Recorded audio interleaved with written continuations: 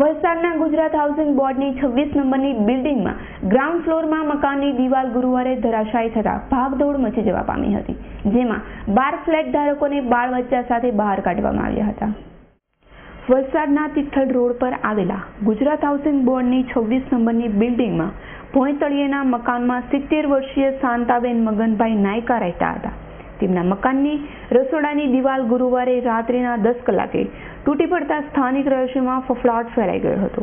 આ ઘટનાની જાણ હાઉસિંગ બોર્ડના આગેવાન મયુરભાઈ જોશીને થતા તેઓ તેમજ બકુલભાઈ અને બંકિમ ભટ્ટ દોડી આવ્યા હતા, જેઓએ બાદમાં આ બિલ્ડિંગમાં રહેતા દીપક મણીલાલ મોદી અને સોનીબેન દેવીલાલ ખત્રી, હંસાબેન રતિલાલ વાઘેલા, પ્રકાશ ભાનુભાઈ સહિતના 12 ફ્લેટ ધારકોને તેમના બાળ બચ્ચાઓ સાથે સાવચેતીપૂર્વક બહાર કાઢ્યા હતા। આ ઘટનાને પગલે ડીવાયએસપી અજય ગખ્ખર અને પીવાયએનએન ચૌધરી અને પાલિકાની ટીમ આવી પહોંચી હતી।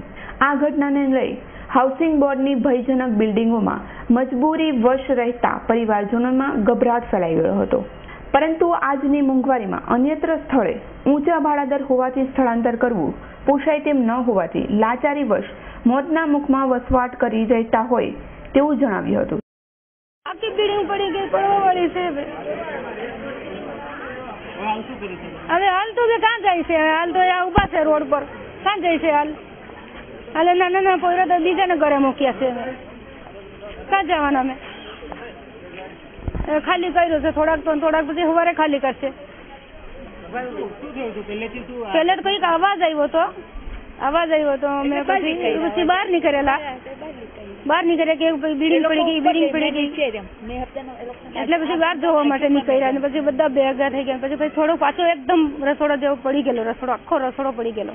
ઘટનાની બાબતમાં અત્યારે અમે ઘટના સ્થળે આવી પહોંચ્યા છે માનનીય કલેક્ટર સાહેબની સૂચનાથી અને દિવાલનું નિરીક્ષણ કર્યું છે। અત્યારે નગરપાલિકાના ટીડીઓ સાહેબ બી પણ અમારી સાથે હાજર છે।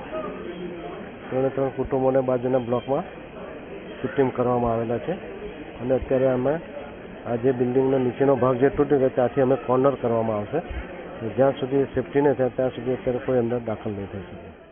ત્યારે આ મામલે હાઉસિંગ બોર્ડ અને રાજ્ય સરકાર આગળ આવી કોઈ મોટી દુર્ઘટના સર્જાય તે પહેલા તકેદારી લે એ જરૂરી બન્યું છે। દિવ્યેશ પાંડેનો રિપોર્ટ, S9 ન્યૂઝ, વલસાડ।